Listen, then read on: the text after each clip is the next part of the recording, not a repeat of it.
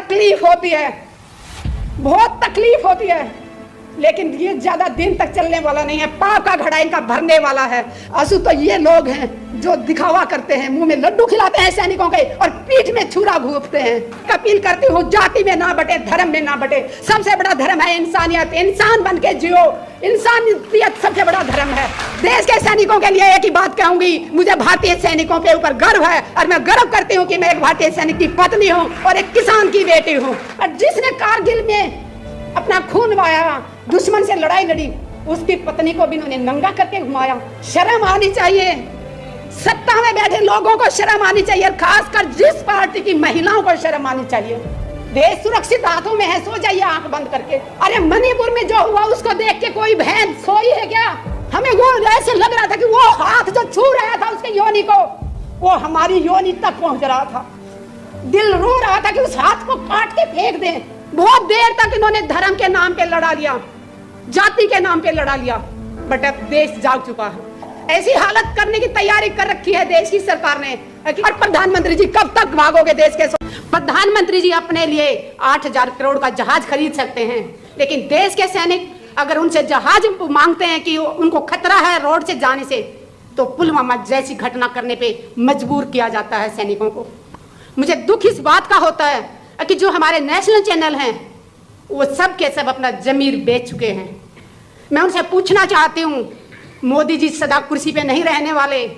जिस दिन वो कुर्सी से चले जाएंगे, क्या तुम्हें लगता है तुम चैनल ढंग से चला पाओगे? आज जनता भूखी मर रही है, बेरोजगारी इतनी चरम पे है, भूखमरी इतनी चरम पे है, महिलाओं को नंगा करके घुमाया जा रहा है और हमारे चैनल में बैठे लोग अपना जमीर बेच के मुंह बंद करके बैठे हुए हैं। जब इस देश का इलेक्शन हुआ था 2014 में, हम बहुत खुश हुए थे कि हमारे देश को एक बहुत अच्छा प्रधानमंत्री मिलने जा रहा है। हमारे साथ उस टाइम भी बहुत बड़ा धोखा किया।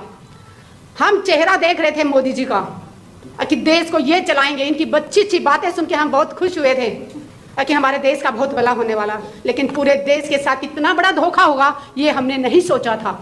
चेहरा प्रधानमंत्री मोदी जी का दिखाया गया और देश कौन चला रहा है? अडानी अंबानी, जिनको हम जानते भी नहीं थे। चेहरे से जो गांव की औरतें हैं वो तो जानती भी नहीं थी, लेकिन आज प्रधानमंत्री जी ने ये साबित कर दिया कि वो सबसे कायर प्रधानमंत्री जी हैं। दुख होता है जब सैनिकों के नाम पे वोट मांगने जाते हैं।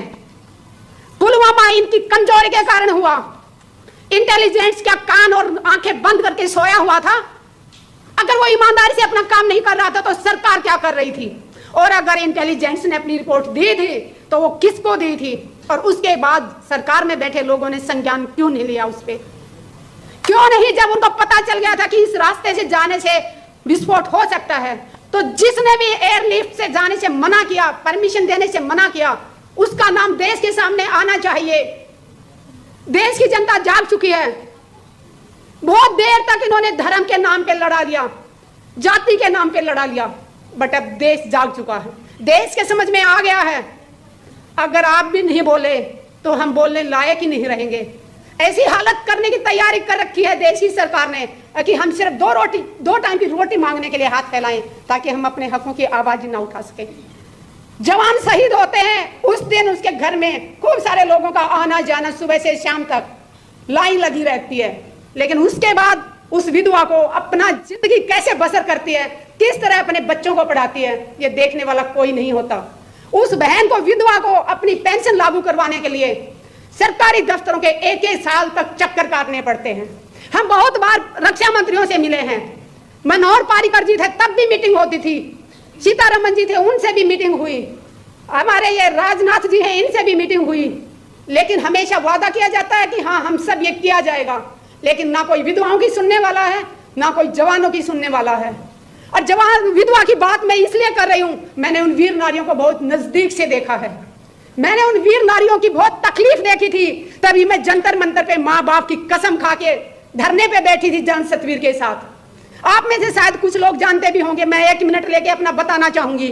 मैंने 810 दिन रिले हंगर स्ट्राइक किया था, एक टाइम खाना खाती थी 24 घंटे में, सुबह से शाम तक सिर्फ प्लेन पानी पीती थी, और उसके बाद 11 दिन तक मैंने आमरण अनशन किया था। और वहां पे बैठी थी तो माँ बाप की कसम खा के बैठी थी, किसान की बेटी हूं और एक सैनिक की पत्नी हूं तो पीछे हटने वाली नहीं थी। आईसीयू में पहुंच गई थी, 4 दिन तक मैं RR हॉस्पिटल हॉस्पिटल में रही और मुझे बलात्कार की धमकी दी गई। और जब मैं एफआईआर दर्ज कराने जाती हूँ, उस थाने की महिला एसएचओ कहती है कितने चक्कर काटोगी, छोड़ो, ऐसे तो धमकियां मिलती रहती हैं।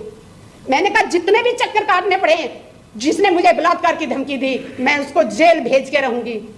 आप यकीन मानेंगे 14 महीने बाद मेरी एफआईआर दर्ज की, मैं दिल्ली की बात कर रही हूं, और वो भी तब मैं महिला आयोग गई, साइबर क्राइम गई, दोनों तरफ से दबाव पड़ा। उसके बाद 14 महीने बाद वो एफआईआर दर्ज की, और उसके बाद आज 30 हजारी कोर्ट में केस चल रहा है। आज तक नहीं ढूंढ पाए कि वो इंसान कौन था जो एक आर्मी ऑफिसर की पत्नी को बलात्कार की धमकी दे रहा था। देश सुरक्षित हाथों में है, सो जाइए आंख बंद करके। अरे मणिपुर में जो हुआ उसको देख के कोई बहन सोई है क्या? हमें वो ऐसे लग रहा था कि वो हाथ जो छू रहा था उसके योनि को, वो हमारी योनि तक पहुंच रहा था। दिल रो रहा था कि उस हाथ को काट के फेंक दें।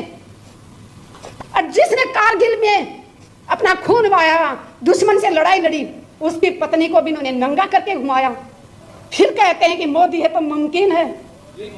शर्म आनी चाहिए, सत्ता में बैठे लोगों को शर्म आनी चाहिए, और खासकर जिस पार्टी की महिलाओं को शर्म आनी चाहिए। अरे वो इतनी गुलाम है कि इस पार्टी की, एक महिला होने के नाते उन्होंने एक शब्द नहीं बोला, चाहे वो पहलवानों को घसीटा गया हो, चाहे किसानों के ऊपर, जिंदा किसानों के ऊपर गाड़ियां चढ़ा दी गई हो। तकलीफ होती है, बहुत तकलीफ होती है, लेकिन ये ज्यादा दिन तक चलने वाला नहीं है। पाप का घड़ा इनका भरने वाला है। आप सबसे एक अपील करती हूँ, जाति में ना बटे, धर्म में ना बटे। सबसे बड़ा धर्म है इंसानियत, इंसान बन के जियो, इंसानियत सबसे बड़ा धर्म है। देश के सैनिकों के लिए एक ही बात कहूंगी, मुझे भारतीय सैनिकों के ऊपर गर्व है, और मैं गर्व करती हूँ कि मैं एक भारतीय सैनिक की पत्नी हूँ और एक किसान की बेटी हूँ। अत्याचार ना सहो, जितना अत्याचार सहोगे उतना ज्यादा दबाया जाएगा। पुलवामा में जो भाई शहीद हुए, उनकी पत्नियों की मैं तकलीफें बताऊं आप लोगों को। वो शहीद हो जाता है, विधवा हो जाती है, वो एक ठीक है, अलग बात है, करती कि मेरे आदमी ने शहीदी दी, गर्व महसूस करती है, लेकिन उस विधवा को कितनी तकलीफों से गुजरना पड़ता है। हमारा समाज उस विधवा को अशुभ मानता है। मैं देश की मातृशक्ति से अपील करती हूँ, विधवाओं का ऐसे तिरस्कार ना करो। उन्होंने अपने सुहाग को देश के लिए दिया है। अरे वो अशुभ कैसे हो सकती है? उसने अपना सिंदूर कुर्बान कर दिया देश के लिए, और उसको कहा जाता है कि तू तेल नहीं चढ़ाएगी, तू किसी को टीका नहीं कर सकती, तू पूजा में नहीं बैठ सकती, कि तू अशुभ है। अशुभ तो ये लोग हैं जो दिखावा करते हैं, मुंह में लड्डू खिलाते हैं सैनिकों के और पीठ में छुरा घूंपते हैं। अगर ये सच्चे होते तो आज तक पुलवामा के ऊपर कमेटी क्यों नहीं बनाई? अगर बनाई है तो उसमें कौन कौन सदस्य हैं, और वो जांच कहां तक पहुंची, पूछता है भारत प्रधानमंत्री जी से। और प्रधानमंत्री जी कब तक भागोगे देश के सवालों से?